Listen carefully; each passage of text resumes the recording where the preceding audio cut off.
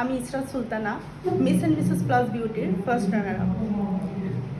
আজকে আপনি কিসের জন্য দেখলাম অ্যাওয়ার্ড পেলেন, আসলে যদি একটু আপনার মুখ থেকে শুনতে চাই। আচ্ছা, এখন আমাদের 2000 এই বছরে মানে 25-এ সেশন 2 যেটা হচ্ছে প্লাস বিউটি, ওদেরকে আমি কোরিওগ্রাফার হিসেবে এই 3 মাস গ্রুমিং ক্লাসটা করালাম।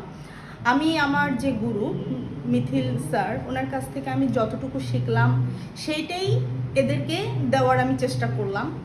তো এই তো ওই পারপাসে অ্যাওয়ার্ড দেওয়া। আপনি কতদিন ধরে কোরিওগ্রাফি করেন আর কি? কোরিওগ্রাফি করা বলতে ওইরকম প্রফিটই না, মানে আমি যতটুকু শিখেছিলাম গত বছরে ওই শেখাটাই আমি এদেরকে এই 3 মাস ধরে আচ্ছা, মানে আপনি গত বছর প্রতিযোগিতায় অংশগ্রহণ করেছিলেন। জি জি বাট সেইখান থেকে যে এক্সপিরিয়েন্সটা নিয়েছেন সেই এক্সপিরিয়েন্সের হ্যাঁ ওদেরকে আপনি শেয়ার করেছেন আর কি। জি, তো জি। আচ্ছা, তো আসলে এই যে আপনার ভবিষ্যৎ পরিকল্পনাটা কি, যে সামনে আসলে কি করার ইচ্ছা?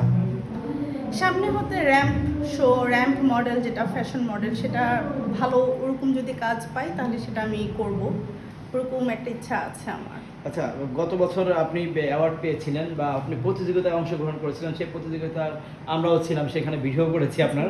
তো আমার চাওয়া যে আসলে কি আপনি কোরিওগ্রাফি হিসেবে ভবিষ্যতের প্রফেশন হিসেবে নেবেন, নাকি নায়িকা বা অন্য কোনো প্রফেশনে আপনি যাবেন? কোরিওগ্রাফি হিসাবে আমি সেটা দেখব। আচ্ছা, আপনি